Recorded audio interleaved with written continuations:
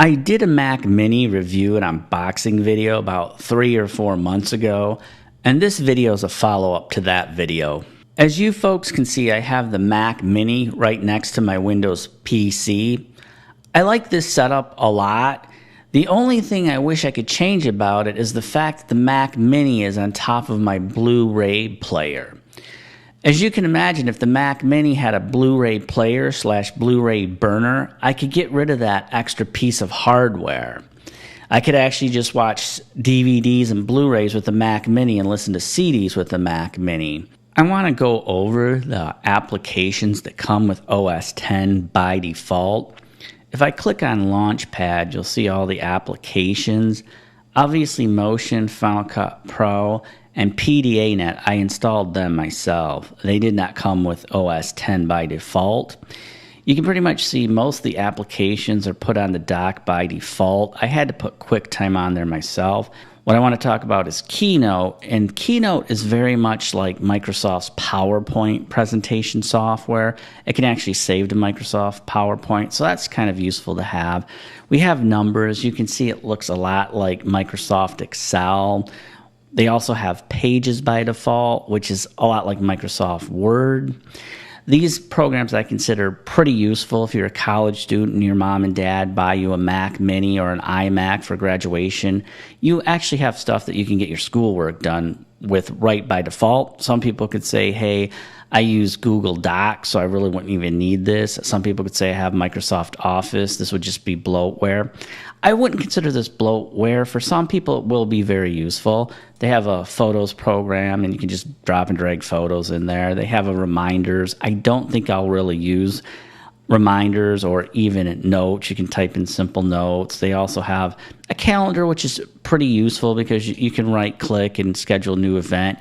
You can go by week, month, day, whatever you need to do. And if you go by day, you have 8 a.m., 9 a.m., as you can see.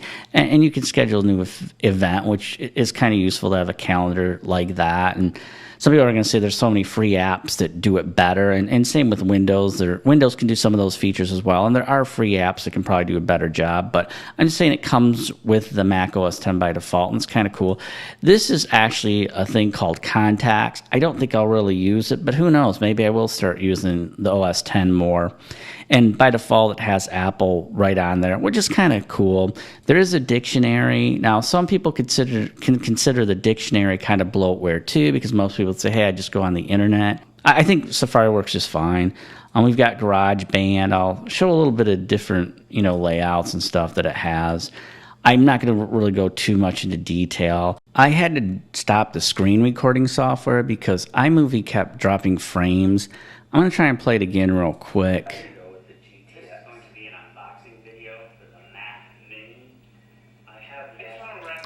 I don't know how that's going to look when I upload it to YouTube, but it looked like it played it without dropping frames. And it pretty much can play several different layers of AVC HD for you. The type of video that you'd get from a DSLR camera or that you might get from a cheap camcorder that you bought at Best Buy. So if you're a college student, iMovie might work just fine if you just want to, make a bunch of YouTube videos. And it's kind of nice that iMovie does come as a default program for the Macintosh OS. So I just wanted to make mention of that really quick. As people can tell, I've got Final Cut Pro as well. I've stacked 2 titles on top of one another.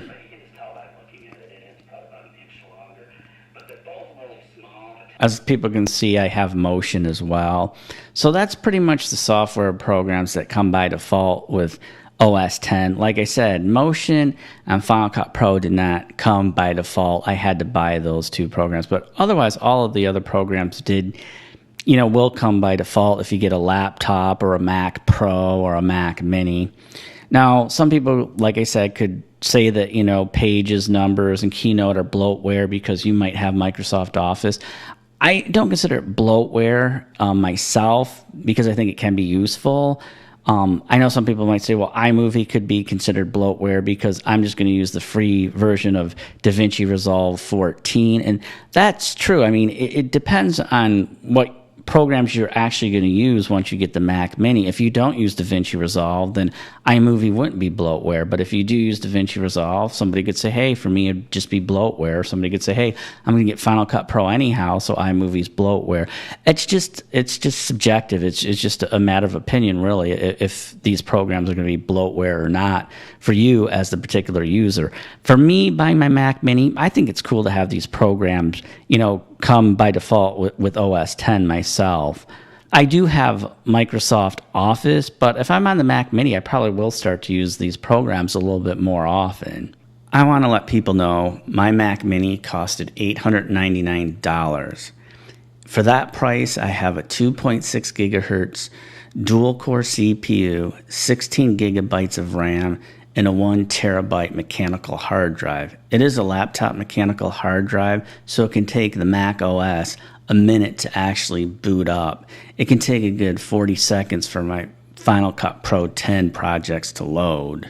I bought this Mac Mini so I could familiarize myself with the Macintosh operating system and edit video from DSLR cameras as well as cheap camcorders from Best Buy.